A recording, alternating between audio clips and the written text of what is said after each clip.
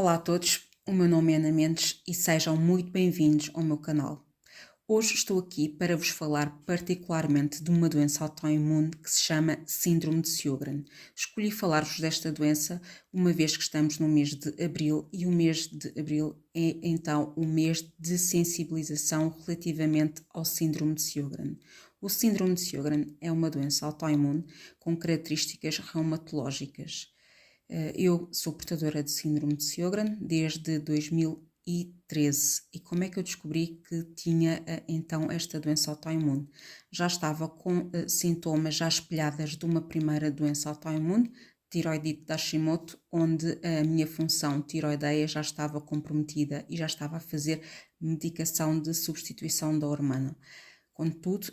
continuava aqui com algumas situações que manifestavam aqui a existência de algo por trás, que não sabíamos o que, mas que estávamos na investigação para saber do que é que se tratava. Tinha uma anemia bastante acentuada, cansaço crónico, dores musculares, dificuldade em estar concentrada, alguma tendência para estar isolada, porque de facto não me sentia bem, não me sentia com energia, não me sentia com vitalidade e muito menos tinha disposição para estar com outras pessoas, uma vez que a minha situação emocional e as minhas características físicas derivado às condicionantes que o cansaço e que as dores também que eu tinha impediam-me de ter uma vida sociável. Em termos de sociabilidade eu estava mais restrita porque também, digamos de passagem,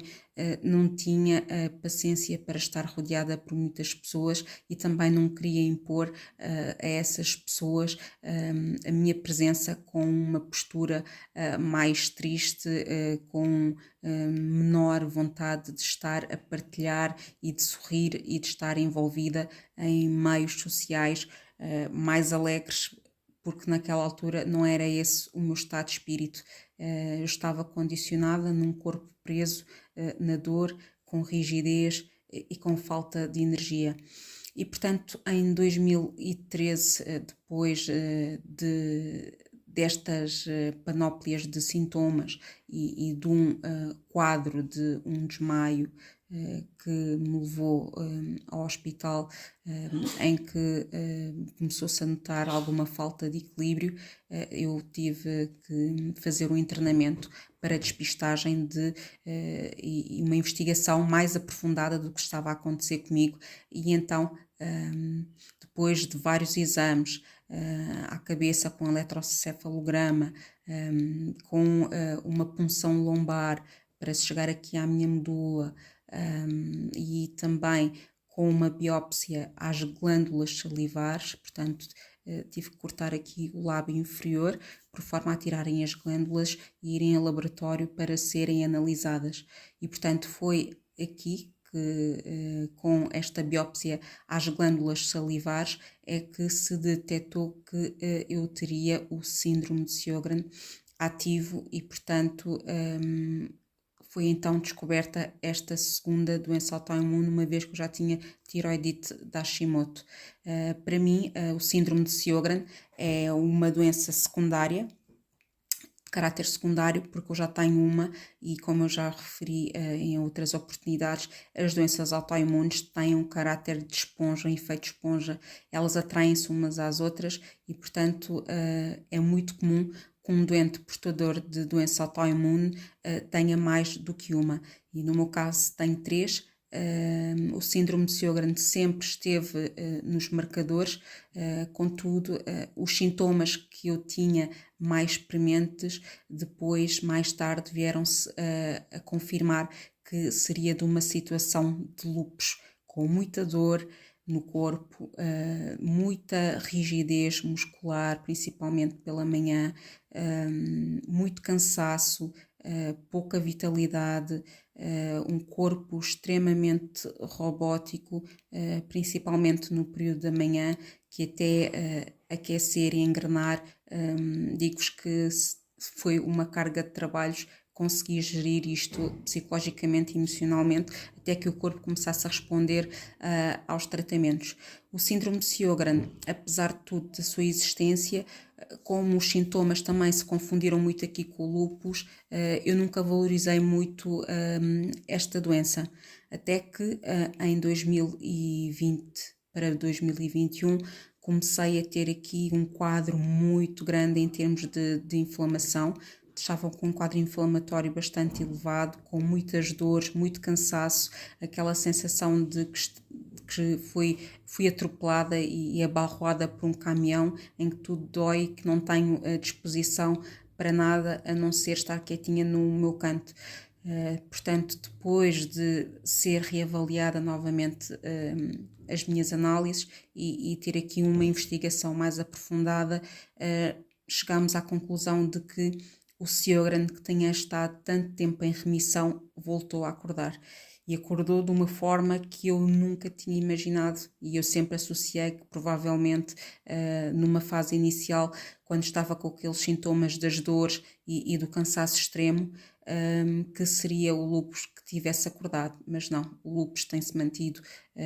adormecido, está em remissão já há alguns anos, e de há 2 anos para cá o que acordou e que voltou a ativar foi realmente o síndrome de Sjögren, com muitas dores no corpo, com uma grande instabilidade emocional, porque é difícil lidar com esta questão da fragilidade, do cansaço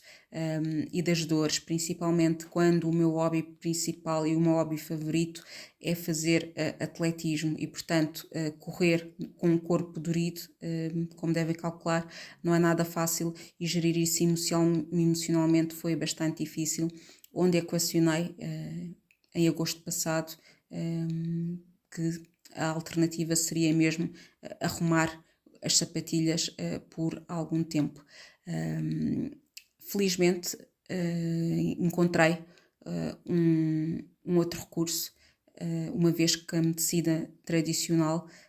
começou a deixar de me dar respostas, porque o Sjögren é uma doença rara, não há um tratamento específico, o que existe é a acomodação de tratamentos de outras doenças para atenuar os sintomas. Eu há cerca de 1 ano e meio que faço imunossupressão, portanto faço um injetável todos os domingos para atenuar os sintomas do Sjögren. Contudo, como estava a dizer,